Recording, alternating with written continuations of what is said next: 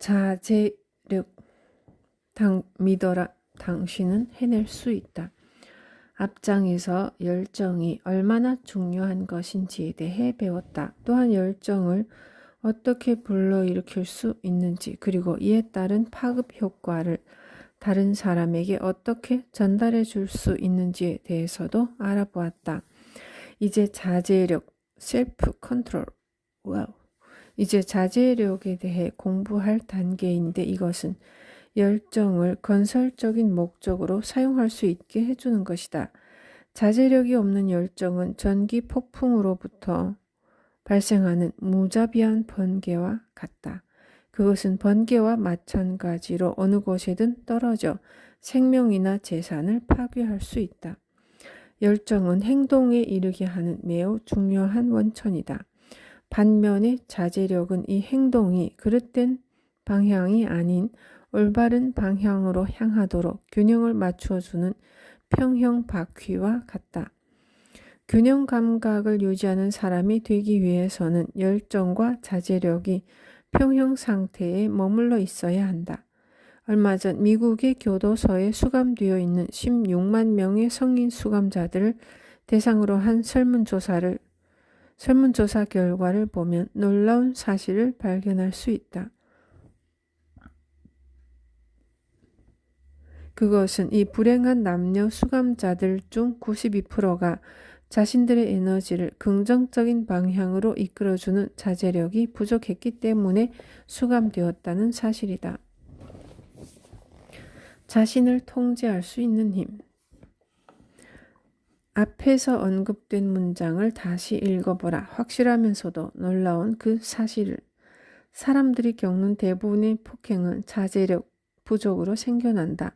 성경에는 자제력에 대한 충고들이 많이 기록되어 있다. 심지어는 적을 사랑하라고 하며 우리에게 상처 주는 자를 용서하라고 한다. 성경 전반에 걸쳐 무저항주의가 황금률처럼 언급되고 있다. 세계적으로 영웅이라 칭송되는 사람들을 분석해보면 이들은 예외 없이 자제력이라는 덕목을 소유하고 있는 것으로 나타난다. 예를 들어 불후의 명성을 지닌 링컨을 살펴보자.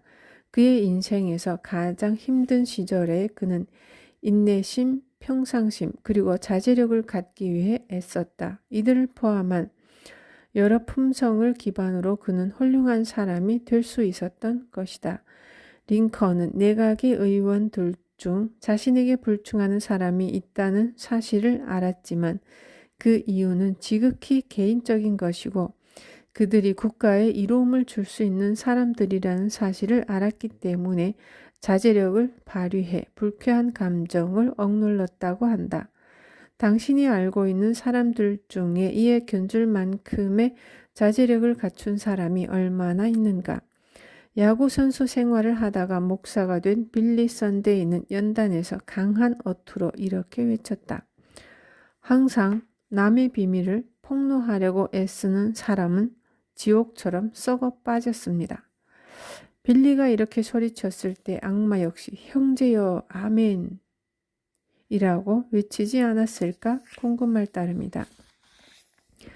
자제력이 성공의 법칙에서 중요한 요소가 되는 이유는 자제력이 부족할 경우 그에 따른 고통이 수반되기 때문이라기보다 그의 명확한 중점 목표를 달성하는 데 필요한 자질을 상실하게 되기 때문이다. 자제력이 부족하면 다른 사람들에게 상처를 줄 뿐 아니라 자신에게도 상처를 입힐 수 있다는 사실을 명심하라. 자제력 부족으로 인한 재앙. 사회생활 초기 시절에 나는 자제력의 부족이 내 인생에 얼마나 큰 재앙을 불러오는가를 깨닫게 된 사건을 경험한 적이 있다. 약간 다른 이야기가 될 수도 있겠으나 위대한 삶의 진실 대부분은 우리 일상생활에서 벌어지는 일반적이고 아주 흔한 사건들 속에 숨어 있다. 나는 이 발견을 통해 지금까지 내가 배운 것보다 더욱 중요한 것을 알게 되었다. 그 발견은 다음과 같은 사건을 통해 이루어졌다. 어느 날 나는 내 사무실이 있는 건물의 수위와 사소한 오해가 생겼다. 그리고 이 오해는 우리 사이를 험악하게 만들고야 말았다. 그는 나를 모욕하곤 했는데 내가 사무실에 홀로 앉아 일하고 있는데도 건물의 전등을 모두 꺼버릴 정도였다. 수위의 이런 행동 후 내가 받은 모욕을 되돌려줘야겠다고 결심할 때까지 몇 번이나 되풀이되었다. 그러던 중 어느 일요일 드디어 나는 그 기회를 잡았다. 그날 나는 다음날 밤에 있을 강연의 연설문을 준비하고 있었는데 또 불이 꺼지고 말았다. 더 이상 참지 못한 나는 자리를 박차고 일어나 수위가 있을 법한 건물 지하실 쪽으로 달려갔다. 지하실에 도착했을 때 나는 마치 아무 일도 없었다는 듯이 휘파람을 불며 화로에 석탄을 열심히 넣고 있는 수위를 만났다. 그를 보자마자 나는 석탄이 활활 타오르고 있던 화로의 불보다 더 열을 내며 5분여 동안 미친 듯이 비난을 퍼부어댔다. 그러다가 마침내 할 말이 바닥나고 나는 흥분을 가라앉혀야만 했다. 그때 똑바로 몸을 일으켜 세운 그가 고개를 돌려 어깨 너머로 나를 향해 뭐라고 했는지 짐작이나 가는가? 그는 만면에 미소를 띤 채 조용하고 부드러운 목소리로 이렇게 말했다. 그는 자제력을 발휘하고 있었다. 이른 시간부터 약간 흥분하셨군요. 그렇죠? 그 말을 들었을 때 나는 마치 송곳에 찔린 듯한 느낌이 들었다. 그때 내가 받은 느낌을 상상해보라. 나는 읽지도 쓰지도 못하는 사람에게서 게다가 내가 일으킨 전쟁에서 패배자의 꼴이 되고 말았다. 나의 양심은 나를 비난하며 손가락질을 해대고 있었다. 나는 자신이 무참히도 패배했다는 사실뿐 아니라 내가 잘못했음에도 그를 공격해버린 공격자가 되었다는 더욱 심각한 사실을 깨달았다. 이에 더욱 심한 굴욕감을 느끼게 되었고 내 머릿속에는 여러 가지 창피한 일이 맴돌았지만 그것은 계속 나를 조롱하며 괴롭혔다. 그날 문학이나 철학에는 전혀 문외한이었던 사람 앞에 서 있었던 나는 고등 철학을 한다고 자부하던 학생이었고 황금률 잡지의 대표였으며 셰익스피어, 소크라테스, 플라톤, 에머슨 그리고 성경에 정통한 사람이었다. 그럼에도 나는 언어의 전쟁에서 그에게 패하고 말았다. 나는 발길을 돌려 내 사무실로 최대한 빨리 돌아갔다. 더 이상 내가 할 수 있는 일은 없었다. 나는 내 잘못에 대해 생각하기 시작했으며 이내 나의 잘못도 깨달았다. 그러나 솔직히 말해 나는 나의 잘못을 바로잡기 위해 해야 할 일들이 꺼려졌다.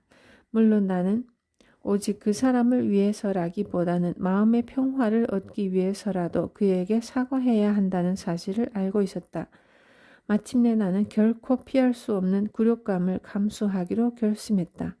그렇게 하기까지는 꽤 오랜 시간이 걸렸고 그것은 쉽지 않은 일이었다. 나는 지하실로 내려가기 시작했다. 처음에 화가 났을 때 뛰어갔던 것과는 비교할 수조차 없는 꽤나 느린 속도의 걸음걸이로 말이다. 나는 굴욕감을 최소화할 수 있는 방법을 떠올리기 위해 골몰했다. 지하실에 도착한 나는 문 쪽으로 수위를 불렀다. 그러자 전과는 다른 차분한 분위기 속에서 그가 부드러운 목소리로 물었다. 이번에는 뭘 원하시나요? 만약 당신이 허락한다면 말입니다. 내 잘못에 대해 사과하고 싶습니다. 그의 얼굴에는 다시 미소가 번졌고 그는 이렇게 말했다. 주님의 사랑으로 당신은 사과하지 않으셔도 됩니다. 그 일에 대해서는 당신과 나 그리고 이 벽돌을 제외하고는 아무도 모릅니다.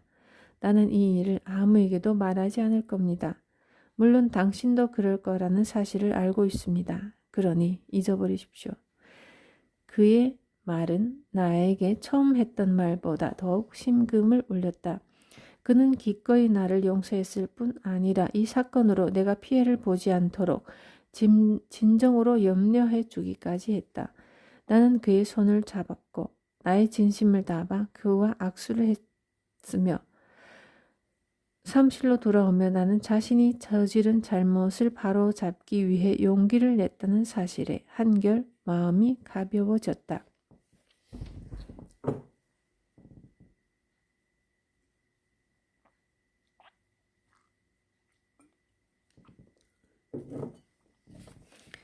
인생에서 자기가 진정으로 원하는 것이 무엇인지 아는 사람은 이미 그것에 가까이 있는 것이다.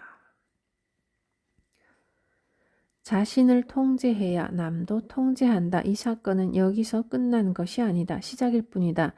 그 일이 있은 뒤로 나는 상대가 무식하든 똑똑하든 그 앞에서 자제력을 발휘하지 못해 굴욕감을 느끼는 일이 없도록 노력했다. 그러자 내 삶에 큰 변화가 일어났다.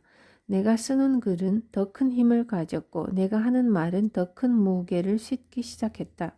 그리고 더 많은 친구가 생겼고 적은 줄어들었다. 이 일은 내 인생에서 가장 큰 전환점 중 하나이다.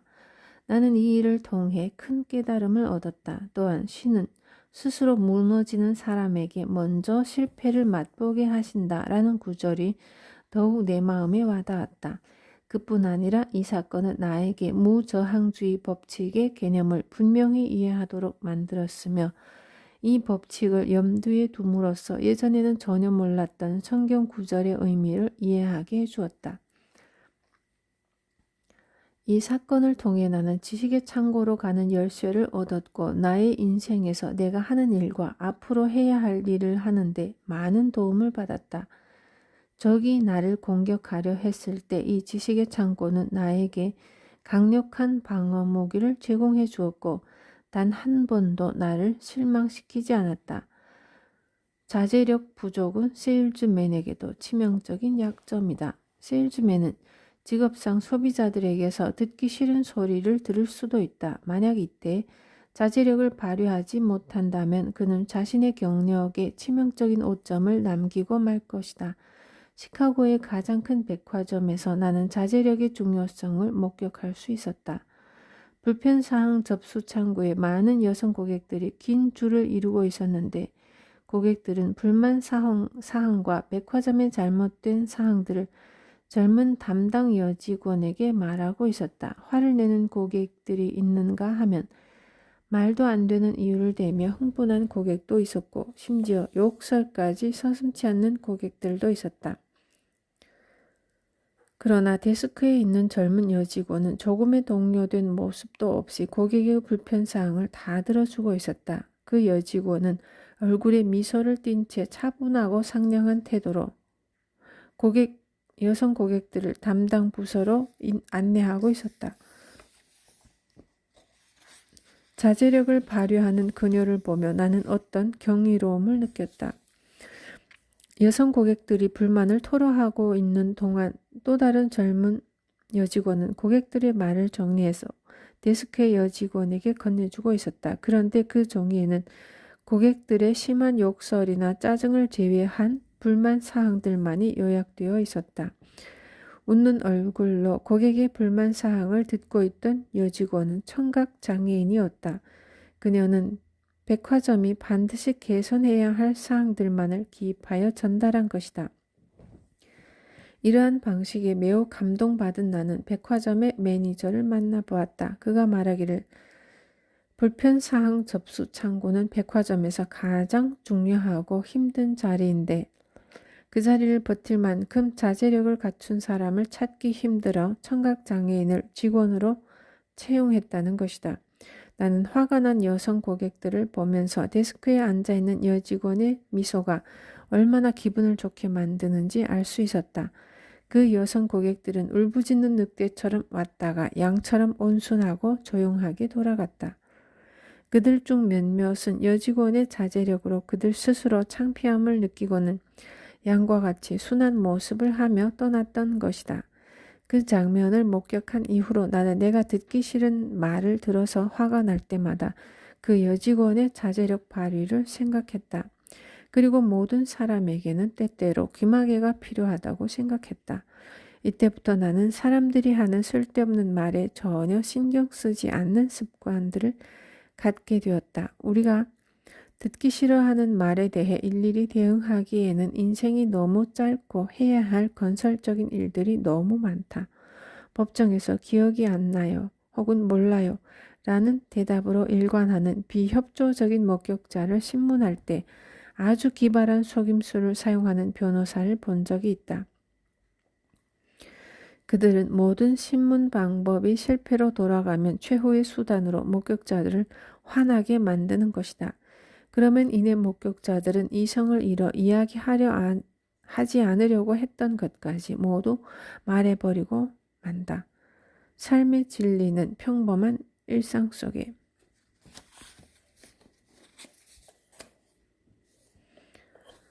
우리 중 대부분은 어디 화제거리가 없는지 촉각을 곤두세우고 문제점을 찾아 나선다. 그러고는 이내 없는 문제도 찾아낸다.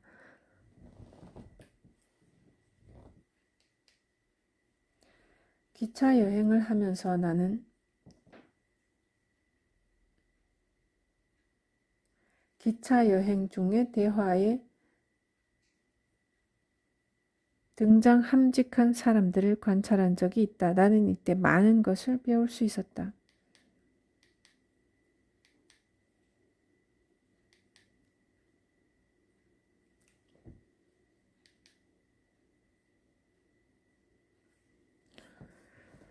실질적으로 대부분 사람들은 자제력 능력이 부족해 주변에서 떠드는 모든 화제거리에 다 끼어들고 싶어 한다.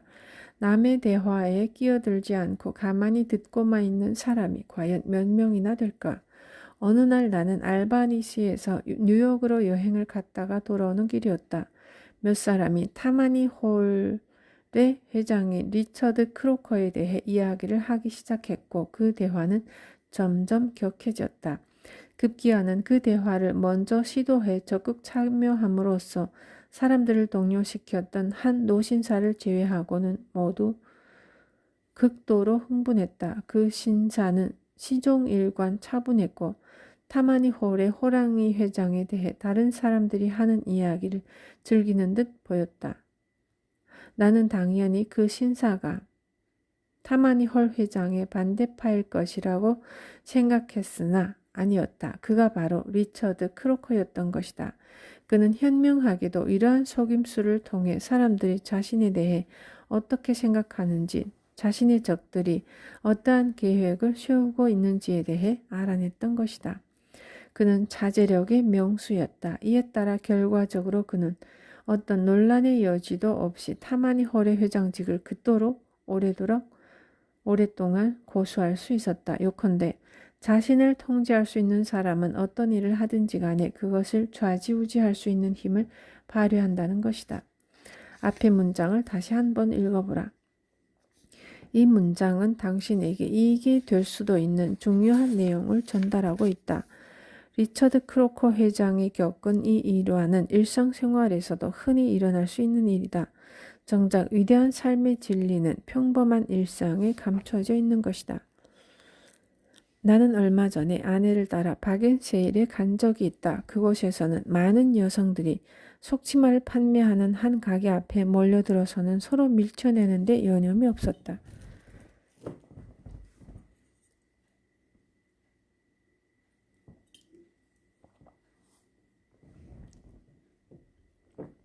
그때 한 중년 여성이 사람들 사이로 기어들어가서는 마침내 그 철벽 같은 장막을 뚫고 이제 막 점원이 어떤 고객과 상담하는 곳까지 끼어들었다. 그리고는 큰 목소리로 점원의 관심을 자신에게로 끌고자 했다. 그러나 인간의 본성에 대해 잘 알고 있으며 흥정 또한 잘했던 점원은 그 여성에게 미소를 쥐어 보이며 예, 아가씨, 잠시만 기다려 주세요. 한 뒤 처음에 상담했던 고객에게로 시선을 옮겼다. 우리는 여기서 그 점원 역시 자제력에 능숙한 사람이었음을 알 수 있다. 끼어들었던 그 중년 여성은 스스로 조용해졌다. 그녀의 태도를 돌연 바꾸게 만든 것이 아가씨라는 말 때문이었는지 아니면 점원의 친절한 태도 때문이었는지는 잘 모르겠다. 어쨌든 점원은 자제력을 발휘한 덕분에 그 여성에게 속옷을 3벌이나 팔 수 있었고 그 행복한 아가씨는 젊어진 기분에 행복해하면서 떠날 수 있었다. 이번에는 인쇄업에 종사하고 있는 내 친구의 일화를 소개하겠다. 이 친구는 칠면조 요리를 과식한 나머지 손해를 본 경우이다. 그날은 바로 추수감사절 다음 날이었다. 나는 책을 출간하기 위해 러시아에서 온 한 유명인을 그 친구에게 소개하고자 사무실을 방문하였다. 그런데 그 러시아인은 영어 실력이 딸려서 자신의 의사를 제대로 전달하지 못했다. 결국 이야기 중에 그가 내 친구에게 한 질문이 인쇄업자로서 친구의 능력을 의심하는 듯한 뜻으로 들려 오해가 생기고 말았다. 게다가 문제가 더욱 심각해진 것은 내가 방심한 순간에 내 친구가 그 러시아인에게 반박한 다음과 같은 일갈 때문이었다. 당신의 공산당원들의 문제가 뭔 줄 아십니까? 당신네들은 세상의 모든 것을 근시안적인 시각으로 의심스럽게 바라본다는 겁니다. 그때 러시아인이 팔꿈치로 날 툭 치며 속삭였다. 이 사람 기분이 지금 별로인가 봅니다.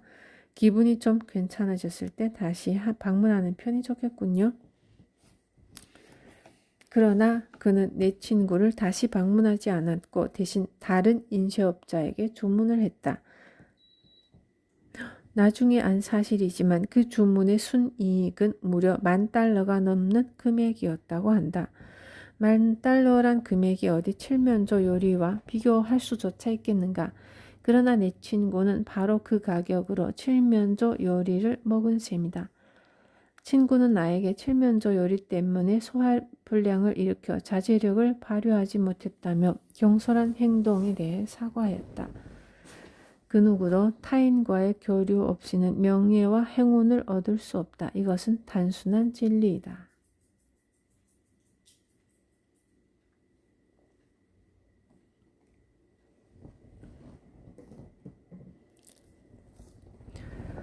스스로가 자기 가치를 만드는 것. 하루는 대형 소매점에 장갑 파는 코너에서 일하는 직원과 이야기를 하고 있었다. 그는 4년이나 그곳에서 일했지만 아무도 자신의 가치를 알아봐주는 사람이 없다며 다른 직장으로 옮길 생각이라고 말했다. 그와 대화를 하는 사이에 한 손님이 다가와 모자를 좀 보여달라고 했고, 그러나 이 직원은 손님이 자신의 도움을 애타게 기다린다는 것을 알면서도 자신의 이야기가 끝날 때까지 무시해버렸다. 한참 후에야 그는 손님에게 돌아서더니 이 코너는 모자를 팔지 않습니다 라고 말했다. 손님이 다시 어느 코너에서 파느냐고 물어보자 그는 저기 서 있는 안내원한테 가서 물어보세요 라고 했다. 사실 4년이라는 긴 시간 동안 그에게는 수많은 기회가 찾아왔을 것이다. 하지만 그는 자신에게 그런 기회가 있었는지조차 모르고 있었다. 그 직원은 상점에서 만나는 수많은 고객과 친구가 될 수 있었고 그 기회만 제대로 활용했다면 많은 고객들이 그와 거래하려고 가게를 찾았을 것이다. 다시 말해 그는 상점에서 반드시 필요한 사람이 될 수도 있었던 것이다. 하지만 도움을 요청하는 손님에게 그런 식으로 딱딱하게 잘라 말해서는 이런 기회를 다시는 얻지 못한다.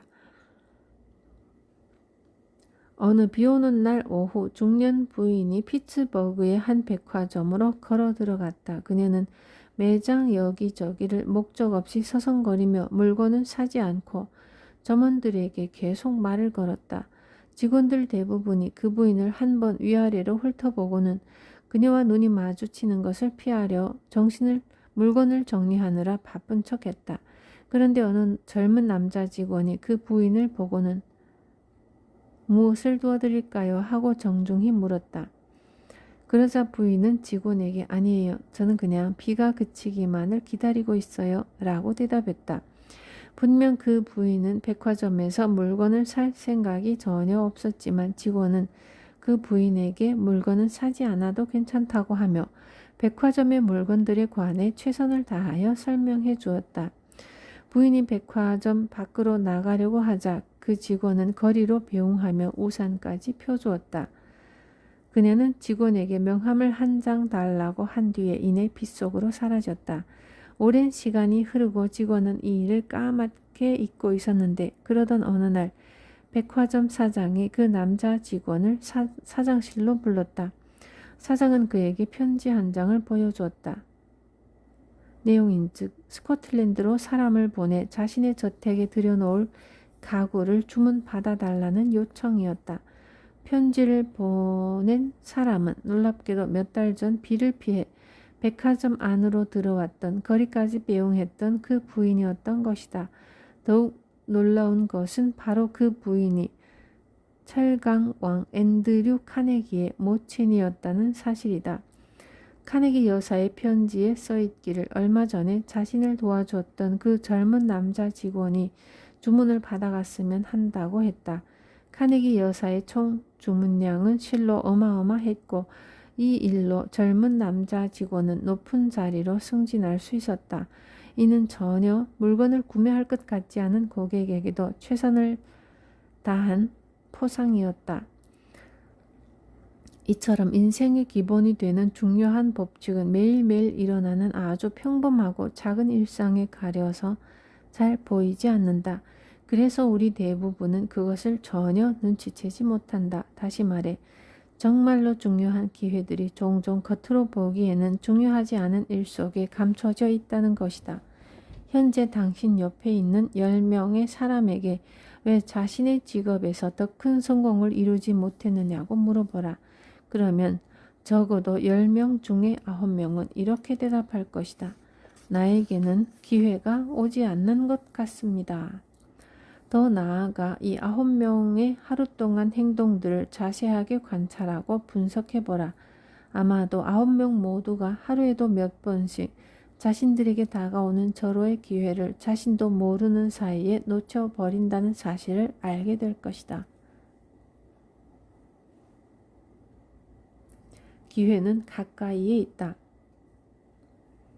하루는 직업훈련학교의 훈련생 모집관으로 일하고 있는 내 친구를 방문한 적이 있다.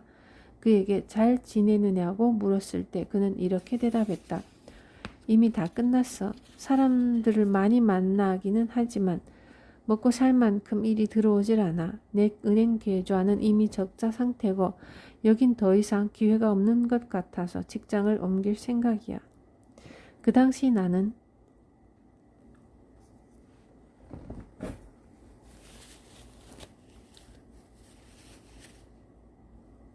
휴가 기간 동안 친구를 방문한 것이었으므로 열흘 정도의 시간을 그 친구를 위해 보내기로 마음먹었다. 그리고 일주일 안에 $250를 벌게 만들어줄 것이며 앞으로도 계속 그 수준의 수입을 유지할 수 있게 해준다고 말했다.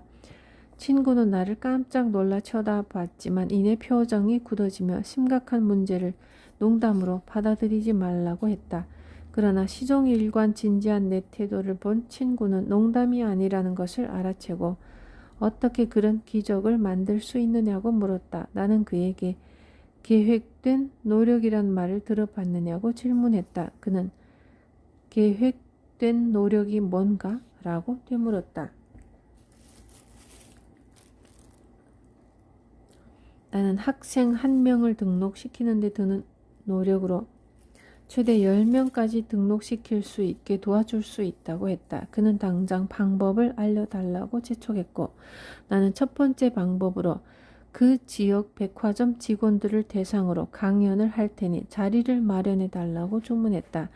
그 강연에서 나는 어떻게 하면 직원들이 지금의 자리에서 돈을 더 많이 벌 수 있는지 또 앞으로 맡게 될 높은 자리를 준비할 수 있는지 일러주었다. 강연이 끝나고 내가 의도했던 대로 직원 중 18명이 친구의 직업훈련 야간 코스에 등록했다.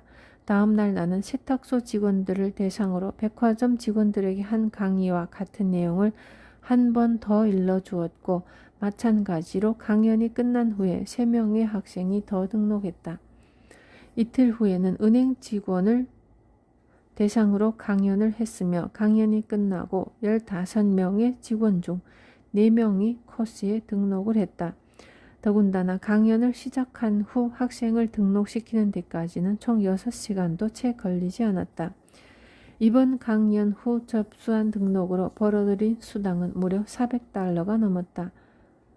여기서 주목할 만한 점은 강연이 있었던 장소들이 대부분 친구의 직장에서 채 15분도 되지 않는 거리에 자리하고 있었다는 사실이다.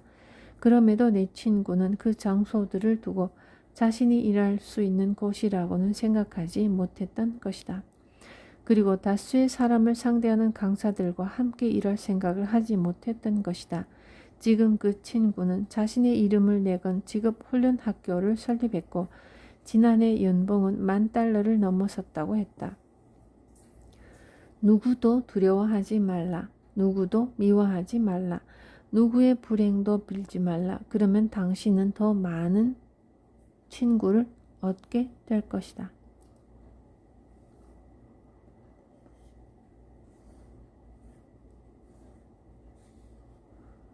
자기 개발을 위한 필요한 항목.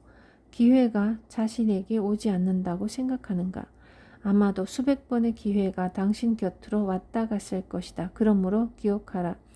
준비하면서 기다리면 당신은 조만간 찾아오는 기회를 잡을 수 있다. 그를 위해 이 책을 읽으면서 자신을 부단히 갈고 닦아라. 그 결과는 이것이 기회다라고 생각될 때 자신의 것으로 확실히 만들 수 있다. 이 책의 6장 내용은 상상력에 관한 것이었다. 상상력이란 자신에게 주어진 일들을 처리하는데 가장 중요한 요소라 할 수 있다. 상상력에 덧붙여 명확한 자기 확신 그리고 행동으로 옮기는 추진력 등의 요소는 업무를 진행하는데 가장 중요한 요소이다. 당신은 이미 앞의 요소들을 어떻게 활용하는지 알고 있다. 자제력을 통해 이 요소들이 몸에 익숙해지도록 이해하고 연습하는 과정만이 남았다. 자, 이제 이번 과정과 관련 깊은 자제력이란 단어의 범위에 대해 알아보자. 우선 자제력을 가진 사람의 일반적인 행동들을 관찰해보자. 자제력 부족은 일종의 습관. 자제력 발휘를 잘하는 사람들은 미움이나 부러움, 질투, 두려움, 복수심 등과 같은 비생산적인 감정에 잘 빠져들지 않는다. 또한 그 무엇에 대해서도 혹은 그 누구에게도 자신을 잃을 정도로 도취되거나 통제할 수 없는 광신도적인 감정에 빠져들지 않는다. 너무 정확하게 자신을 분석하거나 자신의 가치를 너무 과대평가하는 것은 탐욕과 이기심, 자만과 같은 부작용을 초래하기도 한다. 앞의 현상들은 자제력이 부족한 사람에게 나타나는 아주 위험한 증상이다. 자부심이란 성공의 가장 중요한 필수 요소이지만 도를 지나치면 매우 위험한 요소가 된다. 자기 희생이란 칭찬받을 만한 덕목이기는 하지만 너무 과하면 자제력 부족의 위험한 상태가 된다. 자신의 행복이 다른 사람의 손에 좌지우지 되지 않도록 적절한 행동으로 처신하는 것은 전적으로 자신에게 달린 일이다.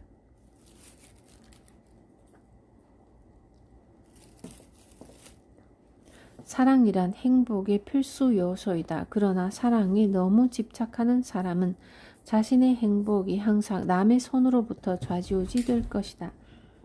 이것은 결과적으로 작은 양이 늑대의 동굴로 기어들어가 착하고 얌전한 늑대님의 곁에서 잠을 자도 될까요? 라고 간청하는 것이나 카나리아가 자꾸 고양이의 수염을 가지고 놀겠다며 고집을 피우는 것과 같다. 자제력 발휘에 능숙한 사람은 냉소적인 사람이나 염세주의자들의 영향을 받지 않는다. 또한 남들에게서 저 사람의 인생은 너무 어두워 라는 소리도 결코 듣지 않을 것이다.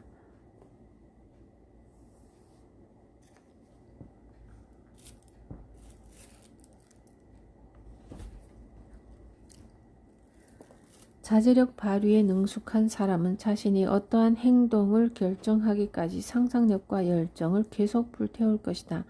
물론 그들은 자신의 행동을 조절하고 그 행동으로부터 지배되지도 않을 것이다.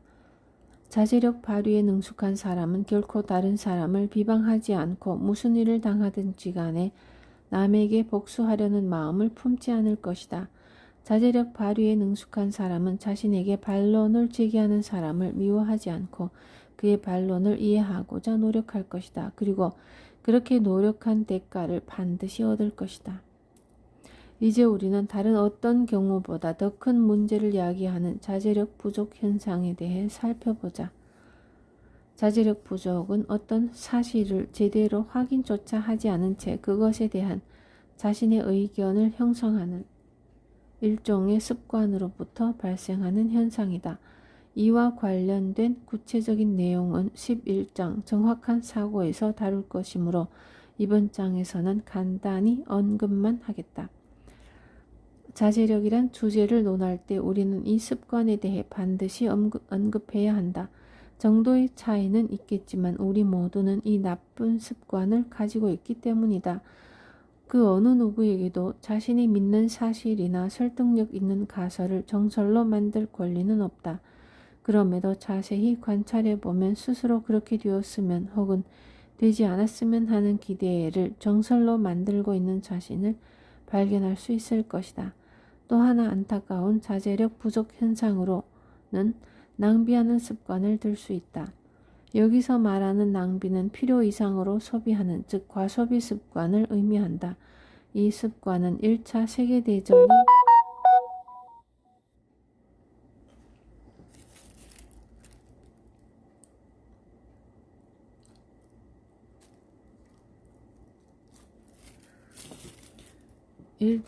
세계대전이 끝난 후에 놀라울 정도로 급속히 확산되었다. 한 유명한 경제학자는 학교와 집에서 아이들에게 절약하는 습관을 가르치지 않는다면 미국은 3세대가 지나기 전에 세계에서 가장 부자 나라에서 가장 가난한 나라로 추락할 것이라고 예언했다. 대부분의 사람들은 직장만을 위한 계획보다는 자동차 할부 구입을 계획하는 데만 신경을 쓰고 있다.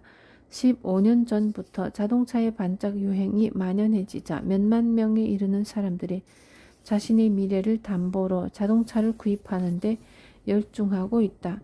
풍자적인 유머 감각이 뛰어난 어느 유명한 과학자는 우리가 이 습관으로 은행 계좌에 구멍을 낼 뿐 아니라 자동차를 너무 좋아한 나머지 몇 년 후 태어날 우리 아기들은 다리 대신 바퀴를 달고 태어날 것이라고 말했다. 현대를 살아가는 사람들은 속도에 미쳤고 과소비에 여념이 없는 세대이다. 그리고 우리 대부분은 남보다 더 빠르게 유행을 누리는 것이 최고의 삶이라고 생각한다.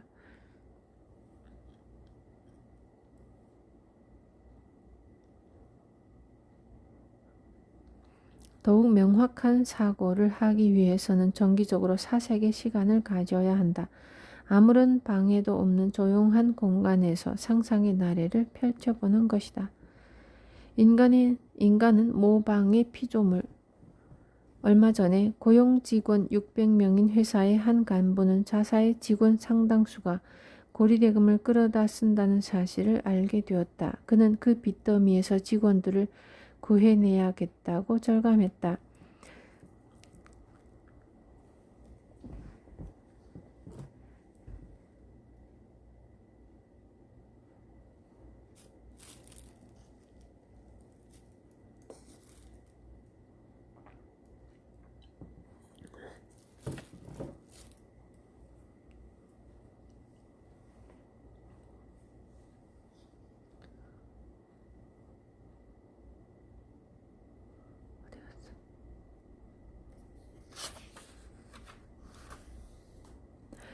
그가 조사를 끝내고 보니 직원들 중 오직 9%만이 적금 계좌를 가지고 있었고 나머지 91%는 저축해놓은 돈이 한 푼도 없었다. 또 75%의 직원이 이런저런 형태로 빚을 지고 있었으며 그중 몇 명은 재정적으로 아무런 대책이 없었다. 그런데 빚이 있는 사람들 중에서 210명은 차를 소유하고 있었다. 우리는 모방의 피조물이다. 그래서 남들이 하는 것을 그대로 따라하려는 유혹을 떨치기가 참으로 어렵다. 내 이웃이 뷰익을 샀다면 그를 따라 자신도 똑같이 뷰익을 사야 한다. 만약 있는 돈을 다 긁어 모아도 뷰익의 할부를 갚을 수 없다면 적어도 포드 정도는 사야 한다. 다시 말해 우리는 미래를 위한 준비를 조금도 하지 않고 있다. 예전에 자주 사용했던 유비무환이라는 말은 이제 무색해져 가고 있다. 우리는 그저 하루를 벌어 하루를 살고 있다. 석탄은 파운드 단위로 사고 밀가루는 5파운드 포대로 산다. 이렇게 소량으로 구매를 하기 때문에 원래 가격보다 3분의 1 정도를 더 지불하게 되는 것이다. 물론 당신을 향해 이 경고를 하는 것은 아니다. 자신이 번 돈보다 더 많은 돈을 써버려 가난의 굴레에서 벗어나지 못하는 사람이나 성공을 위해서는 꼭 지켜야 할 분명한 법칙이 있다는 것을 아직 깨닫지 못하는 어리석은 사람들에게 하는 경고이다. 현대의 가장 위대한 발명품 중 하나가 자동차이다. 그러나 대부분의 사람들이 필요 이상으로 호화로운 차를 타고 다니는 경우가 많다. 지금은 즐겁게 차를 타고 다니며 즐기는 수만 명의 사람들은 언젠가 그들에게 역경이 닥쳤을 때 분명 큰 고생을 하게 될 것이다. 모든 사람들이 자신의 차를 운전하고 다닐 때 홀로 대중교통을 이용한다는 것은 상당한 자제력이 요구된다. 그러나 분명한 사실은 지금 자제를 하며 내일을 준비하는 사람들은 현재 호화로운 자가용을 몰고 다니는 사람들이 언젠가 고생하며 걸어다니는 모습을 여유롭게 목격할 수 있게 된다. 예전에는 아이들이 마차를 가지고 싶으면 나무를 이용해 바퀴를 만들었다. 더불어 자신의 힘으로 마차를 만들었다는 기쁨도 함께 가질 수 있었다. 지금은 어떠한가? 아이들이 마차를 가지고 싶으면 부모에게 떼를 쓰며 그저 울기만 하면 된다. 그러면 얻을 수 있는 것이다.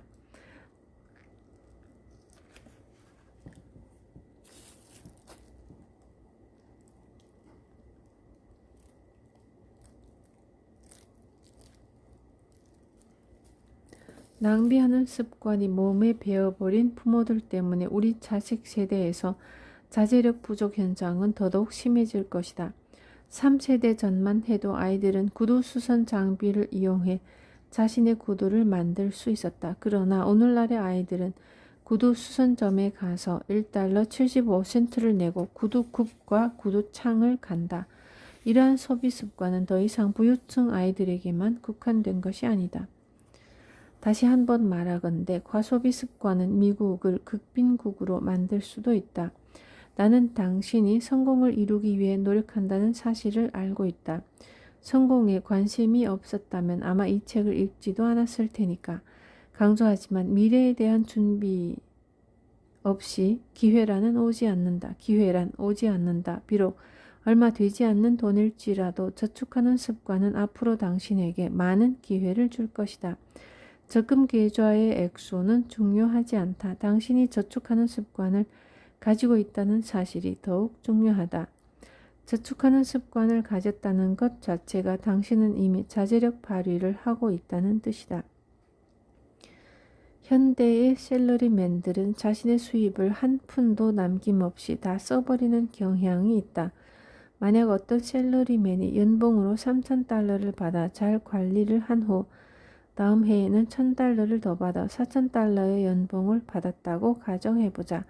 그러면 그 샐러리맨은 3,000달러를 받을 때와 똑같이 생활을 하고 남은 1,000달러를 저축할까? 대답은 노이다. 만약 그가 저축하는 습관이 몸에 밴 극소수 사람 중 한 명이 아니라면 말이다. 그렇다면 그 사람은 추가된 연봉 1,000달러로 무엇을 할까? 아무도 자신의 중고 자동차를 더 비싼 자동차로 바꿀 것이며 연말에 이르러서는 수입이 3,000달러일 때보다 오히려 더 가난하게 살고 있을 것이다. 이것이 내가 상상하고 있는 현대의 20세기 미국의 모델이다. 자신을 분석해 본 결과 위와 같은 그룹에 속하지 않는다면 당신은 상당히 운이 좋은 사람이다. 세상에는 손에 쥐고 있는 동전 하나까지 놓치지 않으려는 구두쇠형과 자신의 손에 들어오는 돈을 한 푼도 남김없이 다 써버리는 흥청망청형이 있다. 양자 사이에는 행복한 중간이 있다. 만약 보통 사람이 느끼는 자유와 만족을 평범하게 누리고 인생을 즐기고 싶다면 당신은 반드시 이 행복한 중간을 당신이 계획한 자제력의 일부로 포함시켜야 한다.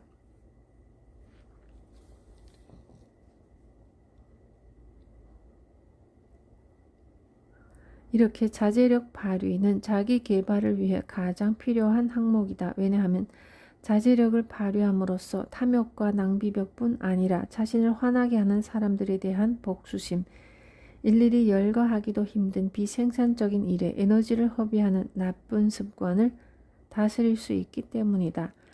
현명한 사람들에게 그가 가장 바라고 하고 싶은 일이 무엇인지 질문해보라. 그는 더 현명해지기를 바란다고 대답할 것이다.